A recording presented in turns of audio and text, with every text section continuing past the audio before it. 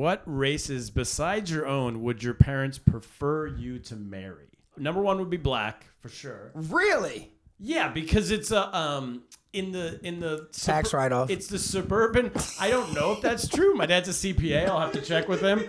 Have you ever had a question you wanted to ask the opposite race, but you were too nervous to ask? I'm Turner Sparks. And I'm Phil Duckett. And this is Black and White Advice. Where we answer all your questions about race, even the scary ones. This is Black and White Advice. You've got a question, but you're scared to ask. Just drop the boys a message, cause they're up to the task. They're rolling the dice, they ain't always nice, but you can't think twice when giving black and white advice. Black and white advice. All right, everybody, welcome to the show. Black and White Advice. We're back. I'm Turner Sparks. I'm the real deal, Phil the Thrill. How we feeling? Phil, the Thrill Duckett. Come We on. got Joe Russell, the Muscle, producing. We got your questions, your Black and White Advice questions coming up in a little bit. We have White Lies and Dark Truths coming up even later with Joe Russell. But before all that, we have our first ever guest, Joe, Woo! in studio We're coming up, boys. from Bangladesh. Flew him out just for the show. Naveed Mahbub. Otherwise, you might know him as the Jimmy Kimmel of Bangladesh, the only late night comedy host in Bangladesh. Is that correct? There's another one now, but mine was the first one, and I'm actually, let me add this, I'm the poor man's version of Jimmy Kimmel Live over there. Poor man's Jimmy Kimmel. Well, and so we want to get to know you.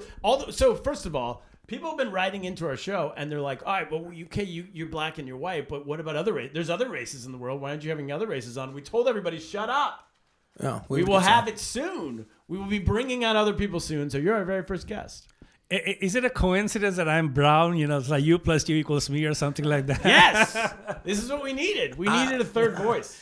I think you've covered all Black of it. and white makes Bangladesh? I did not know that That's equation. the combo. Damn. Well, that made Barack Obama. Oh, you almost fell, my boy Barack. Wait, Barack Hussein Obama. Yeah, Let me, that's true. let That's me true. add that. You think he got a little Bangladesh on him? I have a feeling I've seen him around back in Bangladesh. You know, I was going to say, maybe I missed that Wikipedia entry. Is he part Bangladeshi? I wouldn't be surprised. I mean, we have a lot of Husseins over there. You know, Can a I lot make of that the first question? Because I want to get to know. I got questions for Bangladesh. I think Phil and I both do. Is it Bangladeshi? Is that the term? for Okay, the people? country is Bangladesh, Yeah. and the people are called Bangladeshis. It's just like Bangladesh is America, Bangladeshi is American. Okay. Gotcha. But I guess so. If I'm made of questions.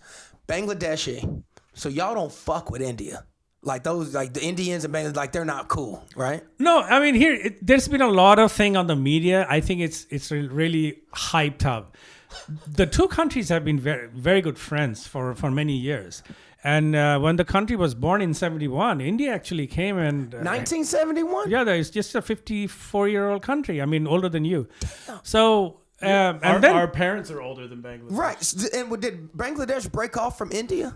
From Pakistan. So if you want a little 30-second give us history, British were the British were in what was known as what still is known as the Indian subcontinent. So they came in 1757. They were there for 190 years. Then the first Brexit happened. They left, and as it always happens, when they leave, things get broken up. Yeah. So 1947, India was broken up into Pakistan and India. Now, there was a West Pakistan and an East Pakistan. So this was the British grand scheme that, all Muslims will be in a country. Well, guess what? There's another country in between. No problem. Same religion will keep them together. But that's not the point. So East Pakistan and West Pakistan, same country, separated by India. It's almost like Canada and Mexico is one country and America is right in the middle. So in 1971, there was a war and India came and helped in the war. And then East Pakistan became Bangladesh. Really? Why did they split it down the middle? Because white people divide and conquer, fucking shit up. Well, I mean, no, I think this was like their Amway scheme. It was like their residual. So, this is what happens. Even if I can say, this is also the problem with everywhere in the Middle East. This is what the British do. I'm sorry if anybody British is Fuck here. that shit. Talk your mind. This is motherfucker. the show. Okay. The show is don't apologize. for All any right, so opinion. here's the deal. Okay, here's the map. Okay, so so you're gonna see my bald patch. Ignore that. Look at this virtual map. So when the British left, their grand scheme is that okay, it's very simple. There are Muslims and there are Hindus. So the Hindus are gonna be here in India, and over here the Muslims are gonna be here, and then. And then, the worst British accent I've ever heard in my life. But that's okay. Wait till you hear my Trump impression. First Bangladeshi to do that. And so then the deputy said, but, oh my lord, there are some Muslims over here. Well, okay, fine, make them the same country, but there's India right in between. It's like an ocean over here. That's okay. We have the Pacific Ocean between England and the Falklands, the Malvinas, so this is not a problem. So this was really how, and then they said, what about Kashmir? Ooh, that's in our residual income. We can supply arms over there forever. Ting-ting. So anyway, so they... I don't even know what that meant. Okay, so there's a... This reminds me of that history class I failed in college. All right. It's entertaining though. All right, Wait, we'll- did they build? Can I ask? Did they build a bridge? At No, least if that's between the the two Pakistans. If they would have built a bridge, that would have been the longest bridge in the world because it takes 2 hours to fly from West Pakistan to East Pakistan on a Boeing jetliner. So it's 1,000 miles apart. So you have the same country separated by 1,000 miles. And it's still East and West Pakistan to this day. no. So now it's Bangladesh. Now it's right. Bangladesh. Gotcha. So a lot of reasons, that religion-wise same, but culturally different. There was a lot of discrimination. Then, you know what? We want to be our own country. Yeah. And then, long Was story there- short- How you Wait, just? I'm sorry. Go ahead. How do you discriminate in a country full of all brown people? How do you know who to? Well, I mean, just the same way the whole Africa is being discriminated against, even in the U.S. You're all Americans. You're right, still, but you you're know still the difference between an American black and an African black. We got a different vibe. You can tell. and you also have the Latino blacks. I mean, Oh, the Afro Latinas. yeah. So I mean, I'm just learning all these different things right now. I think What's a Latino? Is that the Puerto Rican people who use the N word? No, it's the dark skin. It's what Sammy Sosa used to look like before he bleached his skin. That's Afro Yes. Latina. Yes. Now, Okay. now I'm getting lost, but what I'm getting a sense of is that there are different shades of.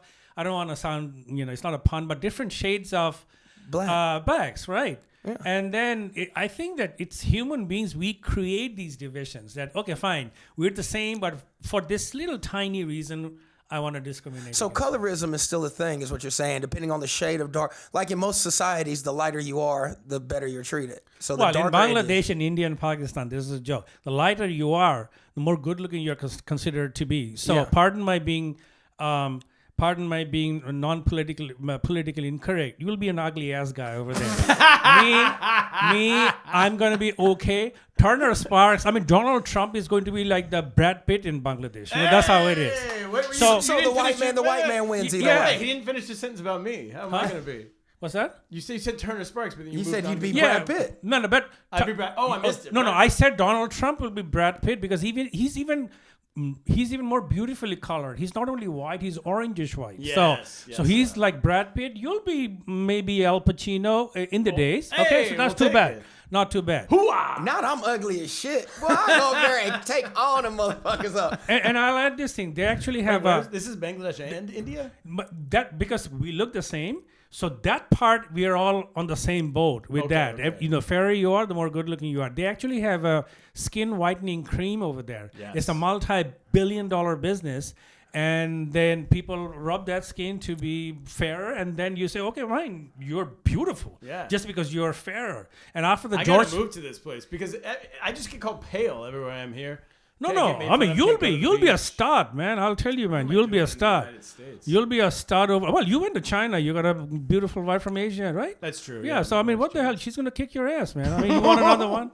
Are you a Muslim? You want 4 wives? Come on. Oh no, she can come with me. I'm just saying I want to be a star. I want to be. Oh, you'll be a star. Yeah, That's for probably sure. the only reason why I've ever considered being Muslim. 4 wives. 4 wives. That'd be like, that's the only thing that really stands out. I want to get to that question. Okay, so because Bangladesh has arranged marriage, right? Not really. I went through one, but it's not common. No. You're in arranged marriage. Oh hell yeah. So what's How better, long? arranged marriage or what we call love marriage is the other one, right? they call it over there they call it love marriage versus an arranged marriage. What's better, love marriage or arranged marriage? It all depends. After 5 years you figure it out which one was better. Right. But in my case, I think I talked about this earlier many years ago when we were having a conversation. This is called me teeing you up. Yeah. What's it called? Me? Go ahead, Okay, go ahead. fine. You gotta go I'm slow. setting you up for the question. Oh, okay. All right. So you got to go slow because I'm from Bangladesh. I think in Bangla, there's a processing time, there's a delay. The translation. in your Yeah. head. So really? because you say something, I copy paste from my left brain to my right brain, feed it not through true. Google Translate, that English comes out. There's a delay. So you go slow. That's what I say when I do comedy. I tell people, if you heckle me, I'll respond tomorrow by email. So you got to go slow. So anyway, long story. So I went through an arranged marriage. This was an anomaly. But if you really think about it, every marriage actually is arranged. Somebody arranged it, right? No. This Yeah. is If you're dating, are wildest- you married? No, I'm not Okay, married. fine. You're married. So you met your wife, you went out for a while, then you decided to get married. So who arranged it? The two of you arranged it. So that is an arranged Love marriage. arranged it though. So that Cupid was the analog Tinder maybe, but you arrange it. So this is the way I look at it. Our marriage was arranged by the Drunken Clam dive bar in Suzhou, China. That's where we met. There you go. So that's Is what. it? So that means they arrange it. But Drunken in my Clam. case, was the here's name of the bar. here's the thing. When people date, what are you doing? You're collecting data, and it costs money. You're going on a date. After 2 years, you spend up $50,000, and you break up. And say, you know what? You start the process all over again. You've depreciated by that time. How do you come to that decision? You collate all the data you collected over 6 months, a year, spending $50,000, and it's hard to get the data because both of you are not both of you, but both of you who are dating are in a marketing phase. So I compiled all the data, gave my requirements. Logic. I'm an engineer, so I said, Mom, these are my requirements. Go get somebody. And then we sat down for an hour, went through that same data list that you go through for a year and $50,000, like a checklist, like a halal Tinder. And then we've been married for 26 years. But are y'all That's- allowed to get divorced? Of course, Because I thought you just kill her if she no, tried to leave. no. Come on, dude. I don't know. I only watch this shit on TV. That's No, what I'm you asking. watch Fox News. I think that's the problem. So I'm sorry, but here's the thing: as a Muslim, we actually have a prenuptial. You sign a prenup arranged. So no, I mean you actually when you sign the marriage, you actually have to write it down that if we get divorced, this is the amount of money I got to pay her. And the thing is that you don't have to wait till you get divorced. The first night of marriage, when you're ideally supposed to consummate the marriage, you pay that money to the wife. Otherwise, you ain't getting lucky that night. So it's prostitution on the first So night? it's pre. It's prostitution. You put the money on the dresser the first night? By definition, that's prostitution. And it goes And to her. and it's halal. I love halal meat. Yeah, man, it's halal. It is halal. Now I haven't given that money to my. And I'm gonna call I'm big. totally and I'm gonna say lost. pause. And I'm gonna say pause because I did not like how that sounded. But yeah, halal carts are my favorite. But No, I haven't given that money to my wife 26 years. She still said, "Honey, you owe me that money." I said, "Well, yeah, whatever." You didn't put it on the dresser? Who comes? Does the dad come? No, and it's collect not it? that. That dress is. It's not that. Supposedly, I mean, it's like a symbolic. There you go. I mean, the thing is, you're supposed to pay her, take her, somehow. It's not that you put the money on the table, otherwise nothing is happening. It's like a symbolic. So thing. when You're you- supposed to give the money off to her. This is your gift. imagine your girl gets naked and you get a Venmo request for $30,000.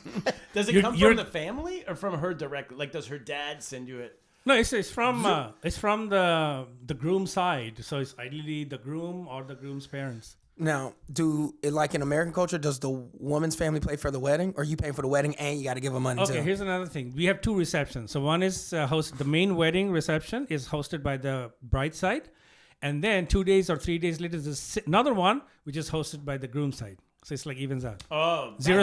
I like that better. Yeah, zero sum gain. Right. Okay. So when your arranged marriage, how long did you say you and your mom spent working on it? Or your mom goes and finds the girl? Oh yeah, but we are family friends. Okay. So and then they say, you want her name is Zara, not that Zara. Otherwise, I'd be retired. But or some may be boycotting me. But they say, you just sit down and talk for an hour. We sat down. It was a nice 1 hour? 1 hour. It And was then you're like, let's do it. because we went through all the checklist. So if there's What a was match, on the checklist? okay, say for like, okay, do you get up late? Do you get do you wait, get wait, we have what? Do you get up do you early? get up late or do Oh, you that's important. sleep in? Okay, fine. So if it's a match, it's like a 1. It's like a mental spreadsheet. If there's Yeah. no match, 0, half and half, 0.5. Yeah. 37 points. You add them up, divide by 37, multiply by 100. That's the cross correlation factor. Came out to be 94.75% in my case. 94.75. Yeah, Phil, so- what would you have on That's your... a good deal. I wouldn't take the fucking test. No, on your checklist. I think I would Oh. have, do you like Seinfeld? That'd probably be on there. Because I watch a lot of Seinfeld. Mine would be, where do you stand on fellatio? How do you feel about Raw?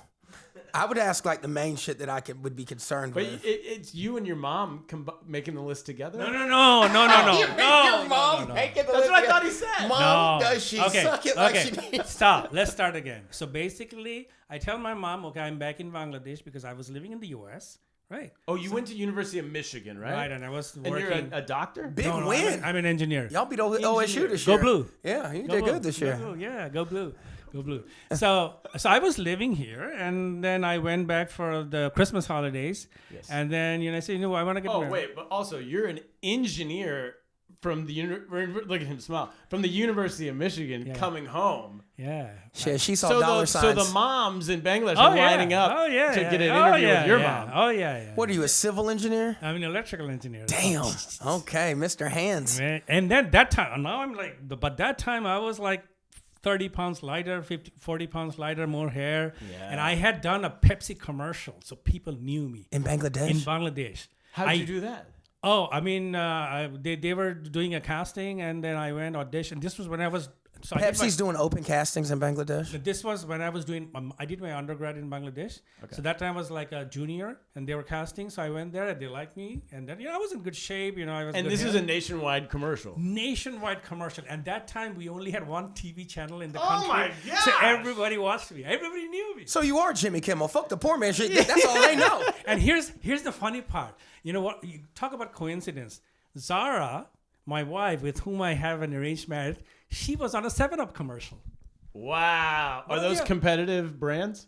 They are the only no. brands. They are no. They're both under the PepsiCo, so they're under the same. It's not the Coca-Cola thing. So that was Cappy. arranged. Yeah. Yeah, but what are the odds? Arranged marriage, where she turns out that she was in a was 7-Up that on the commercial. checklist? She has to be on a soda No, commercial? but it was like there was like a bonus point, 26 years after knowing each other an hour is absolute madness. I'm so happy for you. Yeah, I mean the I thing can't is, watch the same porno 3 times, so I'm just like, you know what I mean? I'm like, wow, that's just impressive commitment. But then again, this is an exception to the rule, and there's a gamble no matter what, So Okay, so now you're the poor man's Jimmy Kimmel. How many TV stations are now in Bangladesh? Oh, now there are about 60 something. 60. Yeah. Okay. But you're the late night host on one of them. I was. It's not running right now, but I was on one of the main channels. So we also have the top 3, like the CBS, NBC, and ABC that you have over here. Yeah. So we also have the 3 top ones, and mine was on one of those top 3 ones. So, And so what kind of ratings is that? How many people are watching? their rating system is based on a very small data set, sample size rather. They would say the population is 170 million. Yeah. Their estimate was about 10 million people watched it. So Just it was 10 pretty million. high. Gotcha. Number-wise, it was pretty high because a lot Wait, of... what is the real Jimmy Kimmel? He's like 1.2 million. Yeah, but you That's also... what I'm saying. You're but- the Kimmel. No, but the thing is that He's the poor man's Naveed Mahbub. Probably rating-wise, but his one person watching, it may be equivalent to 1,000 people watching in Bangladesh, dollars-wise. You see? got What it. is it? But keep in mind, Bangladesh has 170 million people, and many of them are living overseas. And the channel actually had stations in many countries, USA, UK. So there were people watching there too. Bangladeshi is overseas. So you count those numbers, and it adds up. We will be right back, everybody, with your black and white advice questions. Hey, you want to get bonus content, early episodes, and have your questions answered on the show? Well, then subscribe to our Patreon at patreon.com/blackandwhiteadvice and subscribe right now. Do it, and we'll give you a shout out on a future episode. And I might call you the N-word.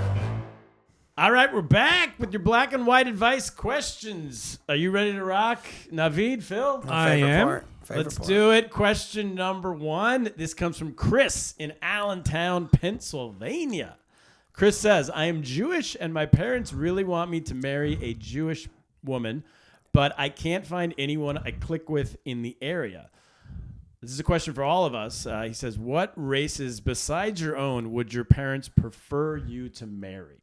Besides your own? I'm like, yeah, I mean, I can go first if you want. please. All right, so definitely number 1. I mean, this is pretend I'm not married right now, Right. right? Before all this. Number 1 would be black, for sure. Really? Yeah, because it's a in the Tax write-off. It's the suburban. I don't know if that's true. My dad's a CPA. I'll have to check with him. But I don't know if marrying a black person is a tax write-off. If it is, he would definitely want me to do that. That would be his number 1 thing. He's the cheapest guy on earth. He'd be like, yes, get money out of this. It's no. It's if you're for the suburban white liberal community, there's nothing status-wise higher than having your son marry a black Because it woman. shows you're inclusive. Exactly. Yeah, okay. Especially in a post-Obama world. So what the white women all did in my neighborhood at that time with Obama, they all got the Obama shirt. And jogging, yoga, to the gym, whatever, they wore the Obama t-shirt everywhere they could go as a status symbol. To let you know we're allies. Yes. Gotcha. But an even something that would trump all of that. I mean, if you were gay, that would be helpful. You know, if their son's, my mom's, a very good friend of my mom has a gay son, brags about it all the time. But marrying a black woman, I think, would be the So if you married a black man, you would be the cat's meow. absolute cat. I wouldn't pay for a lunch at the country club ever. We would walk in and people would be falling all over themselves to try to I try need to move over there. take the Y'all job. acting like that. Treat me like a king. So black would be number 1. But my wife is Chinese, also not as braggable, but you can brag about it. You know, you still can look down your nose at the people whose kids married white people. Okay, that Yeah. makes sense. For me, if I wasn't in a relationship, I think for sure Spanish, because that's they cater to their man how black women cater to their man. You know, like very similar how they treat their partner. Okay. So I think that So would the be family would be happy about the family would be happy about that. Can I ask a Spanish question? I'm not Spanish, so I No, don't know if I can no. answer. But just the term Spanish. You mean someone from Spain or like anywhere that speaks Spanish? You know I ain't talking. I've met 2 people from fucking Madrid. I'm talking about people who speak Spanish. Okay. But only in New York do they call those people Spanish. No, Like where, other than Miami, the Cubans are just called Cuban. But in See- New York, they're called Spanish. see where I'm from in South Carolina, you speak Spanish, you Mexican. They don't give a fuck Well, where then you there's from. that, too. Yeah, you just Yeah, Mexican. okay, So okay. yeah, so I'd say Spanish meaning you speak This Spanish. is Dominican. Yeah, there's so many different types of Spanish, so I just was encompassing everything in the Spanish. Got it. Okay, cool. So Spanish is number 1. Yeah, Spanish probably number one. Okay. What about you? Do you want to jump in, Naveed? Yeah. So the question was that if I were to marry another race. Yeah. What would your family, parents, whoever, prefer for it to be if it couldn't be someone from Bangladesh? Oh, okay. See, they're very conservative over there. They'll just say there's actually a list. Okay, fine. Naveed, you're Bangladeshi. Yes. So first is Bangladeshi. You're a Bangladeshi Muslim. You're a Bangladeshi Muslim. I said no, not Bangladeshi. Okay, fine. Then is it an Indian or a Pakistani? Another brown Muslim? No. Then okay, fine. Then another Muslim. And then, you kind of go. Then it's fine. Catholic is fine. Because Muslim men actually can marry Christians and Jews. I don't know if you know this. So if you walked in with a Hindu baddie, that would just be like, fuck no. Look, I mean, now it's... Hey, let's not beat around the bush here. Could you come home with Hindu and would it be accepted?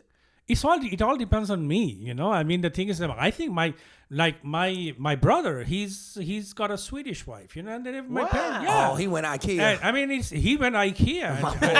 He went My IKEA. boy. He went Nokia. He went everything. Because she's All half the Kias. No, because she's half. Her mom is from Finland, so Nokia's from Finland. So she is a Nokia and IKEA everything. And and my parents were absolutely cool about it. Really? So yours would be whatever. But anyway, the hierarchy goes any type of Muslim first. Even like we're talking Muhammad Ali Muslim. Yeah. Yeah. I mean, again, Let's get it on the table. Muhammad Ali Muslim is crazy as fuck. it depends on which stage of Muhammad Ali. Also, no, but You mean when he's not the Joe Biden stage of Muhammad Ali? Yeah.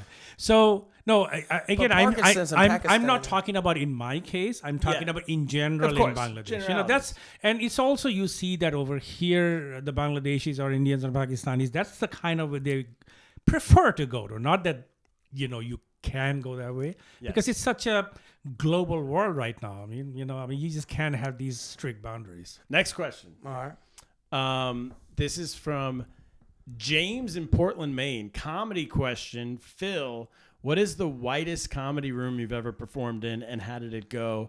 And Turner, same question, but for black comedy rooms. And we'll put Naveed in here, and you can take your pick.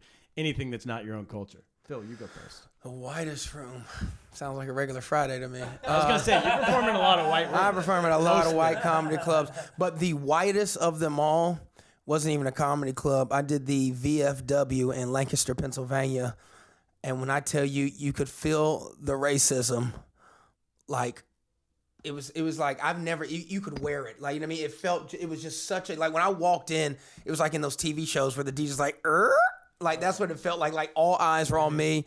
Yeah. And I mean, and it was all Trump country. Like, and they all had the hats and stuff. Was anyone else on the show, or was it you doing an hour? No, I was the headliner, but there was other people on the show. I was the only black comic though. Did they know who they were going to see? Or was it like a Blazing Saddles situation? No, that they knew that they had comedians coming in from New York, but I don't know if they knew like the dynamic of who they were going to be.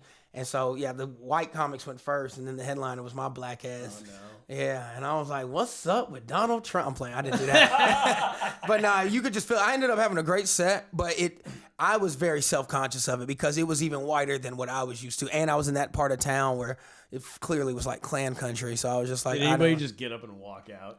No, not even a little bit. I was surprised. Well, they were cool. They were pretty cool by the end of it. You know what I mean? A couple of times I said something about Joe Biden, and the whole room booed.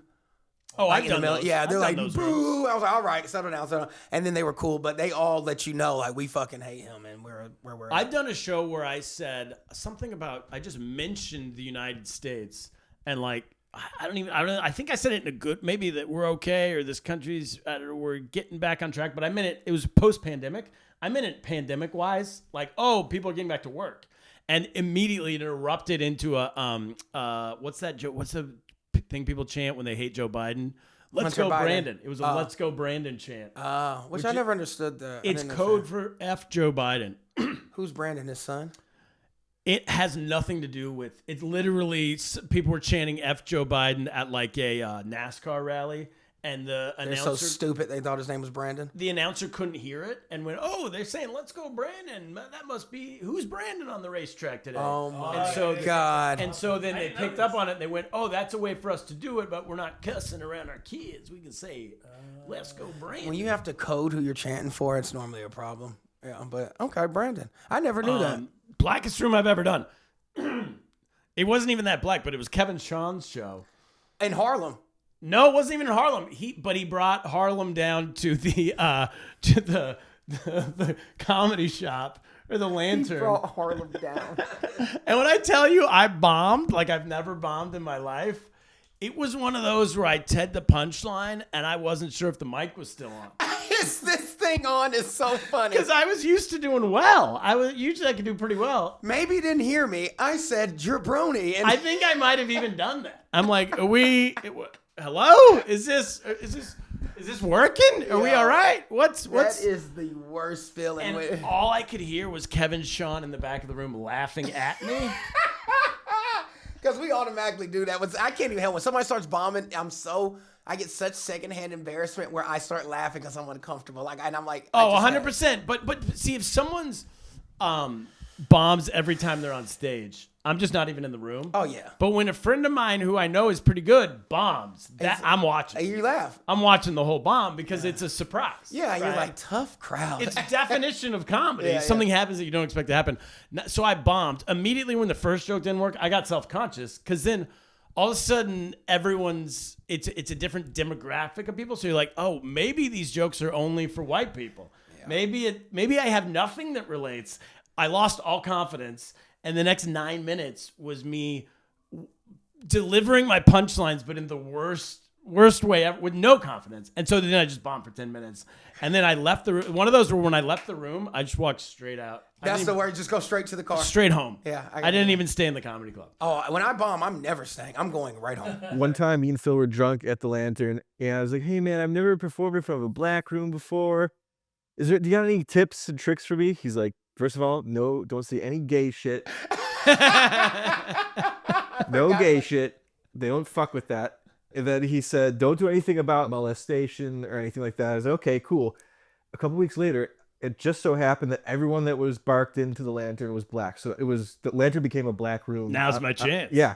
So I went up there and I was doing good for a while, but then I started running out of material. So I started doing the gay jokes and the pedophile jokes, and it got silent. And all I heard was just like, people were like, and I could hear Phil's voice echoing in my head, like, "Don't do gay shit, gay shit, gay shit." Don't do Why'd you do it? You Because I didn't have any more jokes. Oh, that was the same thing with me. When I bombed on Kevin Sean's show, I didn't have a lot of material at that time. So I had no switch up. I just had 10 minutes that I knew worked. And when the first minute didn't, I'm like, I'm just going to go bomb for the next 9. Yo, I completely remember that conversation. And it's still true to this day. When people are like, "What's the difference?" I'm like, don't do nothing that be considered gay, all right? Because they don't. Now, if you're gay and talk about shit, you they can love talk it. about it, but you can't go into too much detail. But you can just be like, "Yeah, I'm gay. So what?" Yeah, that but could be if the you premise. like, "So I'm in here blowing this dude," they're like, "Nah."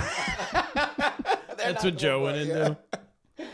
Naveed, you got anything to add here? I've done both. I've done black rooms. I've done all white rooms, and the whitest white was Helsinki, Finland. Whoa. Stockholm, Sweden. I mean, here everybody's white, blue eyes, and blonde hair. Pure white. It's. I mean, there even I felt conscious. Yeah. In the U.S., I've done. I mean, here you get everything. Here I've done shows in Harlem, in Bronx, in Brooklyn. In fact, I go there a lot because this is very good exercise that if I work in front of different. So I've done all white, all black. I've done Asian. I've done in March I was in Serbia. Okay, these are all white, but the former Eastern Bloc, Soviet Bloc countries. So I've done 30 countries. So from that perspective, I think I've done the whole gamut, and I mean, knock on wood, hasn't been bad. You know, I mean, What do you think I'm sorry. Go ahead. What do you think the easiest race is to perform for? I mean, of course, your own people, because they get you, they get your humor, your language. But if you're not talking about what do you find, like, what race is normally easier? I would say, because I come from the corporate world, I look at myself as a service provider. My job is to go read the room and get a sense of what they will like, and then talk about that. Gotcha. And some things are very common. If you're talking about kids, about family, about your job, or your boss, you do it in Serbia. It's fine. If it's a MAGA crowd, they still have the same issue. Right. So then you're playing. Not only are you playing safe, you're just bring in. You're there for a date. Have the date. Just get out of this. No need to alienate them. But that's the way I look at it. I think Indian people laugh a lot. Anytime I'm doing like a lot of Indian people in the crowd, I feel like it's an easy. They're there to. The laughs come like the first punchline hits right away. Yeah. I don't know. I always feel very comfortable with an Indian. You do audience. a lot of Indian. And I'll tell Just you when Indians are in the crowd. Yeah, I mean, I perform around the world. I've never performed in India. Right. I've never done an all Indian crowd. No, but when there's like a half Indian or mostly Indian, I don't know. And I'll tell you that because this whole stand-up comedy is a novelty among the South Asians. It's the last 10, 15 years. In fact, that's pretty much what it is in the whole world. Asia, Europe, Middle East, Africa, Southern America. The last 10, 15 years, it's really blown up. And so it's really still a novelty. That's why when you say you see a brown audience, they're there to laugh because it's still like what the U.S. was in the 70s. They're not jaded. They're not jaded yet. That's what because the 70s, you had Richard Pryor, you had Bill Cosby, just talk about his comedy side.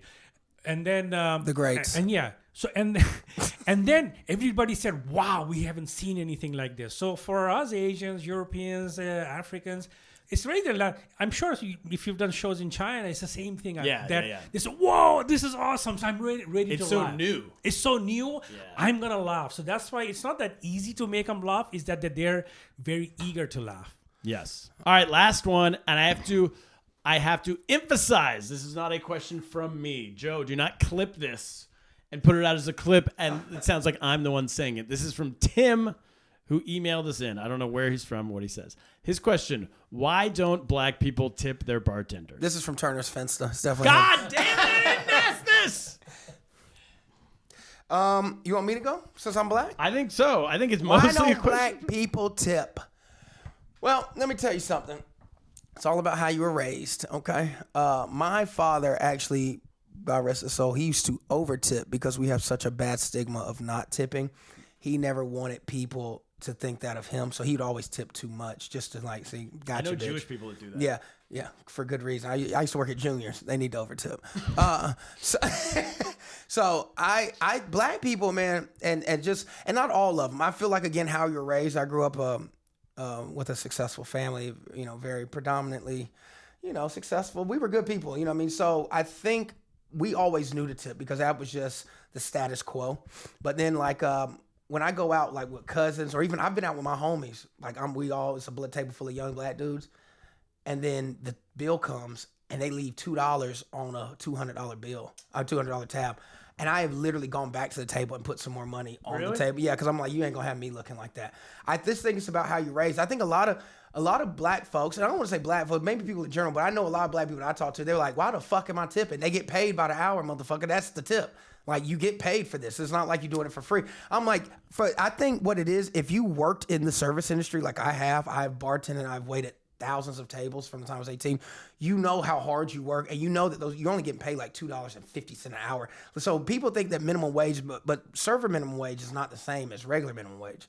So you don't make a lot of money. The tips is what you live off of. Here's what needs to change. The companies should be paying people more money. They should be paying regular minimum wage like any other job, and then the tips are extra. I looked it up one time. Do you know where tipping comes from in the United States? It's rooted in slavery. No shit. Yes. They flick you a nickel like, don't spend it all in one place, boy. So what happened is when slavery got outlawed in the 1860s, 1865, they in the South, they decided, all right, well, now we have to pay black people, but guess what? You can work here, but you're going to make your money in tips. Yeah. There's going to be a new thing called tips, and that means I'm not paying you. Over my dead body, I've never paid you before. I'm not going to pay you now. But if they see that you were good enough to deserve some money, we'll flick you a shilling, little black boy. That's it. The customer can give you money if they want. Yeah. So the fact that there's still companies out there or businesses or restaurants paying people $2.50 an hour, that's a extension of slavery. That's slavery. Well, they're still doing it. Today. All right. I just got fired a year ago from my last serving job. The checks are still bullshit. It's insane. There should be a law that you should have to pay people $15 an hour or 20, whatever the minimum wage is. That should be the minimum. And then if people want to tip on top of that, they can. What I don't get, there are coffee shops in town. That was what I was saying. They've taken tipping too far. Yes. If I got you give me a cold brew and hand me a cup, and I got to put the sugar, the cream, and everything, and then you're like, spin it around. Do you want a tip? Fuck no. I'm not tipping nothing. I do not want it. Not only that, I know of a coffee shop in my neighborhood. The owner is the one working there, and then they ask you for a tip. I'm like, you own the restaurant. Right. What am I tipping? You're not. The idea of tipping is because we think people only make $2.50 an hour. But now you're the owner. So what am I? And we know this place was more than $2.50, so you bought it. So you clearly got money. Exactly. Yeah.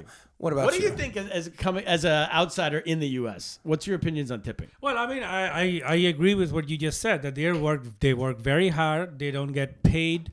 I mean, they don't get paid well. So, I mean, if you can tip them, do tip them. And you know, in many countries, you probably know this, is that they actually include what they call a service charge. So let's say the bill is $100. They actually add a 15 or 20% service charge. So you have to mandatorily pay $120, and that goes to not just that server, everybody. It's a pool. So it's a pool. So every server and every chef, everybody walks out with a pool of money. So it's like guaranteed.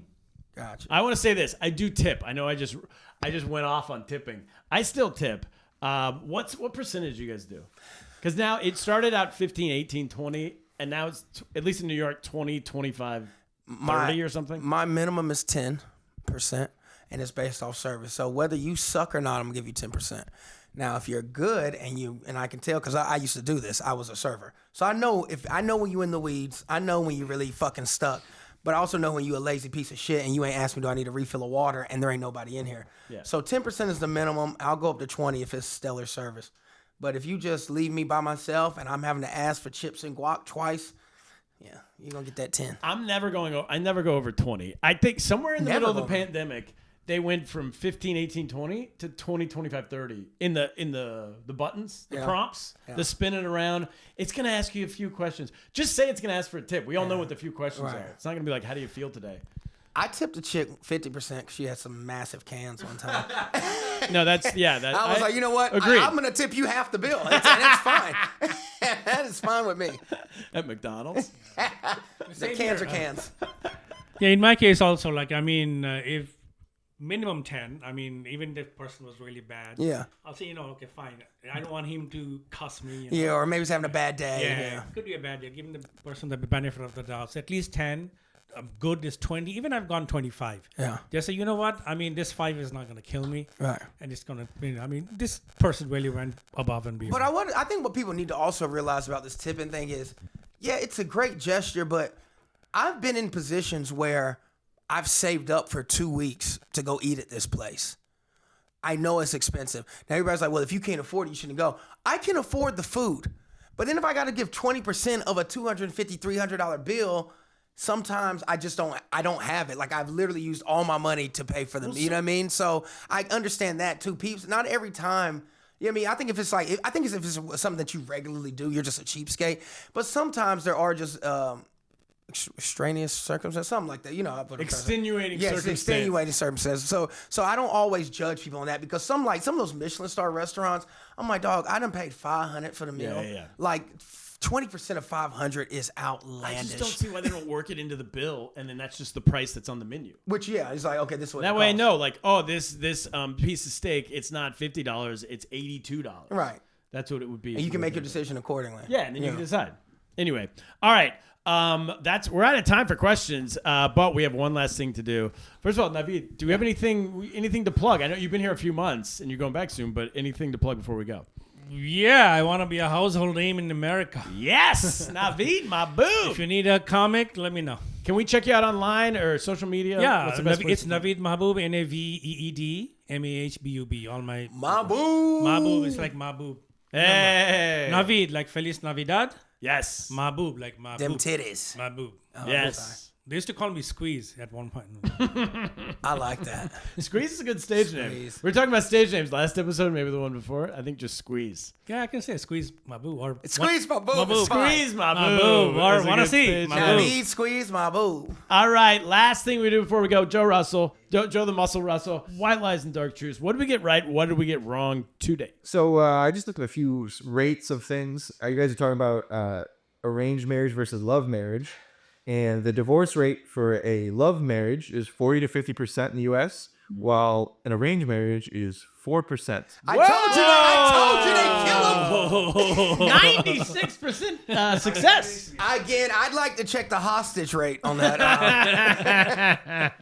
Yeah, maybe like if you're forced to getting married, maybe you also can't be forced to get divorced. I just said that, and he was like, that was a stereotype. I was like, y'all kill him. If they just, you show your hair or you leave, you're a dead Not bitch. my wife. My wife says, Naveed, you should have an affair. You need to have some controversy, otherwise you'll never get famous. That is a setup, buddy. You never listen to that. I know. But don't you dare. Don't you dare. You will get murdered in your sleep. So you guys are talking about interracial marriages, and so I've decided to look up the top 3 percentages of interracial marriages in the United States. So what do you think the first one is? Black and white. No, I want to say Asian and white. that's number 2. Black and brown. No, Black and Asian? white and Hispanic is 43%. Really? And then white and Asian is 14%, 14.4%. White black is 11.9%. But they don't show you what if it's male or female. But I think you can all guess. White and Hispanic. What do you think that is? Well, first of all, you're pronouncing it The man wrong. is white. It's The not man is Hispanic, it's Spanish, according to Phil. Spanish. But you say the man's white? The man's white. Yeah, the man is white. Hispanic For is, sure. woman. And then white and Asian, that's easy. White and White guy. But white and black. is the man's black. The man's black. Yeah, and then we find a chick from Walmart. All right, that is the show. That's the episode, everybody. We will see you next week. Stay black. Yes, sir. You've got a question, but you're scared to ask. Just drop the boys a message, cause they're up to